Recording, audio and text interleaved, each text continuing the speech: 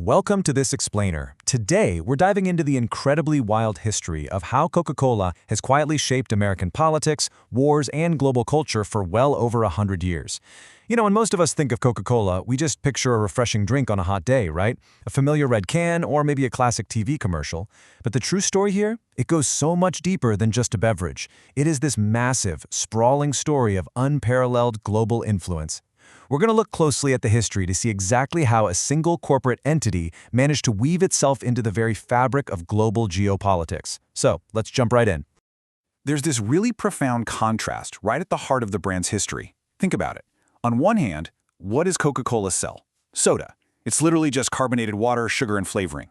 But on the other hand, look at what it shapes: politics, wars, and culture. We're looking at a century-long track record where a basic consumer product completely transcends its physical form and becomes a literal lever of international influence. It is absolutely fascinating to think that something you can buy for pocket change at any corner store has had a seat at the table of global affairs for over a century. So how exactly does a soda company pull that off? The WW2 expansion strategy, a 5-cent promise. If we really want to understand this history, we've got to zoom in on World War II. This was the pivotal moment where the foundation for Coca-Cola's global empire was truly poured. And get this, it wasn't done through traditional advertising. No, it was done through a strategic military partnership. Coca-Cola's CEO at the time, Robert Woodruff, made this legendary promise directly to the U.S. government. He stated that every American soldier would get a Coke for 5 cents, no matter where they were in the world. Just think about the sheer audacity of that commitment for a second. We're talking about a global conflict. Troops are scattered across remote islands, war-torn continents, harsh terrains. And right in the middle of that total logistical nightmare, Woodruff is guaranteeing the delivery of a consumer beverage to every single American in uniform. Now, the crucial point here is that this commitment locked in a price of just 5 cents. Think about how crazy that is. Delivering a fragile, heavy glass bottle of sugary liquid across oceans, straight into active war zones, all at a fixed, incredibly low price. That is practically impossible for a private company to do alone during wartime. I mean, it requires the kind of infrastructure, transportation, and dedicated resources that usually only a nation's military actually possesses. So, to make Woodruff's 5-cent promise a reality, the U.S. Army actually stepped in and helped build 64 bottling plants across Europe and Asia. Yeah, you heard that right. The United States military literally utilized its time, energy, and massive logistical might to construct 64 manufacturing facilities overseas, right in the middle of a world war. And the kicker?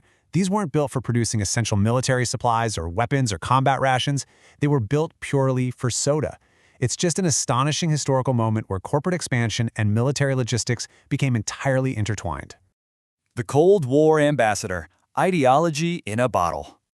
So, when the guns finally fell silent and the troops came home, you'd probably assume those military-built soda plants would just be dismantled, right?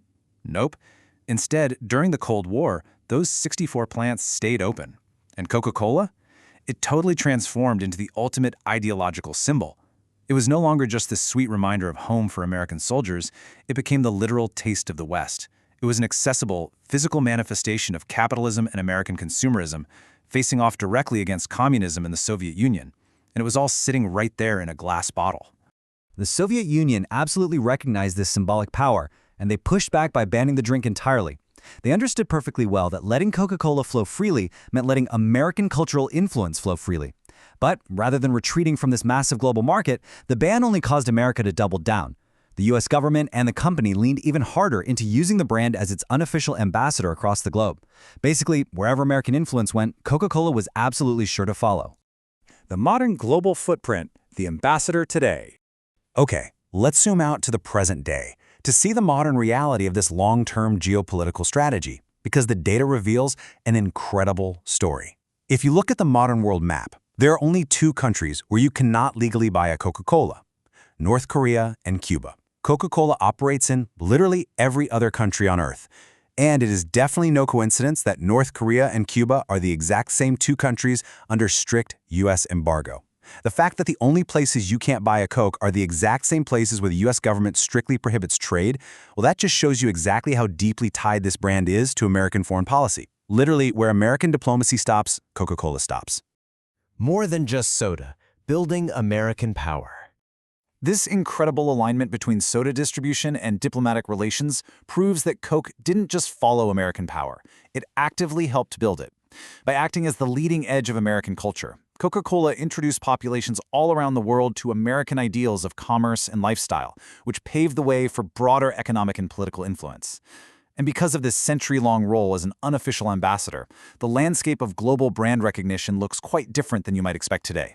We often think of modern tech titans, like Apple or Amazon, as the absolute peak of global reach.